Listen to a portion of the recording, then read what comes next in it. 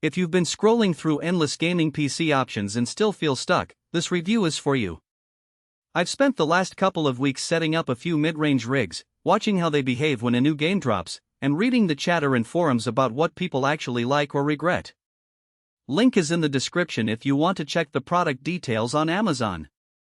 The MSI Codex Z2 is marketed as a ready-to-play machine that should let you jump into titles like Cyberpunk 2077 or Elden Ring without fiddling with BIOS settings or hunting for the right GPU driver. The big question most buyers ask is whether the plug-and-play promise translates into a smooth everyday experience, especially when you're also using the PC for streaming, video editing, or just keeping a bunch of tabs open while you game.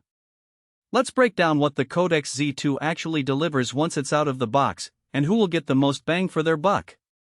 First off, the power core of this system is an AMD Ryzen 7 8700F. On paper that's an 8-core chip with a 4.1 GHz boost, and in practice it means you can keep a modern game running at high settings while the CPU handles background tasks like Discord, OBS, or a web browser. I ran a typical Game+ stream session, Cyberpunk at 1080p ultra-high, OBS capturing at 60 frames per second, and a Spotify playlist playing in the background. The frame rate stayed solidly above 60 frames per second, and there were no noticeable hitches when I switched between windows. That tells us the CPU isn't a bottleneck for most current titles, which is a relief for anyone who wants to stream without buying a separate capture card. Graphics are handled by an NVIDIA GeForce RTX 5060 with 8GB of VRAM. It's not a flagship card, but it's more than capable of delivering smooth 1080p gaming and decent 1440p performance. In my tests, titles that are notoriously GP-hungry, like Microsoft Flight Simulator, ran at around 55 frames per second on ultra settings at 1080p, and dropped to the low 70s when I trimmed a few shadows. For most gamers who play at 1080p on a 144Hz monitor, that's a sweet spot. The RTX 5060 also brings the usual ray tracing and DLSS benefits, so if you enable DLSS in supported games you can push the visual fidelity higher without sacrificing framerate. The downside? The card runs hotter than a mid-range GTX, and you'll hear the fans kick in when you push the GPU past 80% load for extended periods. It's not a deal-breaker, but if you're looking for a whisper-quiet setup you might need to consider additional cooling or a case upgrade. Memory is where the Codex Z2 really leans into the future-proof angle, 32GB of DDR56000. That's a lot for gaming, and it shows up when you multitask heavily. I opened Chrome with 30 tabs, ran a YouTube download, and kept the game running. The system never stuttered, and the RAM usage hovered around 12GB. For pure gaming you could live with 16GB, but the extra capacity means you won't need to upgrade for years if you start dabbling in video editing or 3D rendering. The only practical downside is that DDR5 modules are still a bit pricier, which pushes the overall cost of the machine up compared with older DDR4-based builds.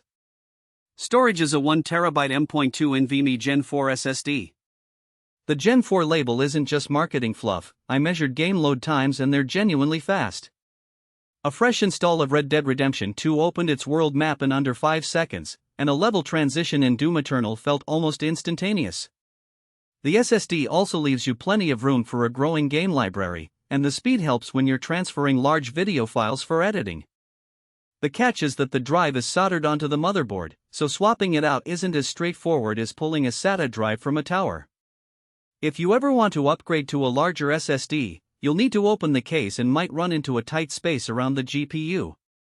Speaking of the case, the Codex Z2 comes in a compact black chassis that looks sleek but is also fairly dense.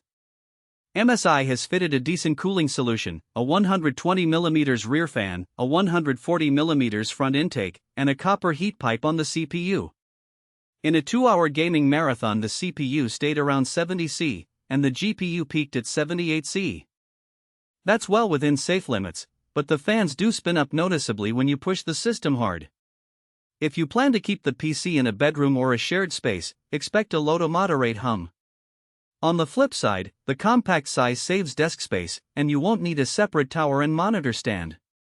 Now, let's talk about the user experience beyond raw numbers.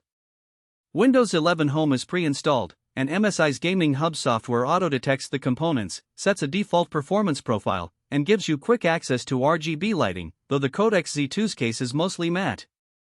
I found the software a bit heavy. It runs in the background and can be disabled if you prefer a cleaner startup. The real convenience comes from the fact that the system boots in under 15 seconds, and you can start a game straight from the desktop shortcut without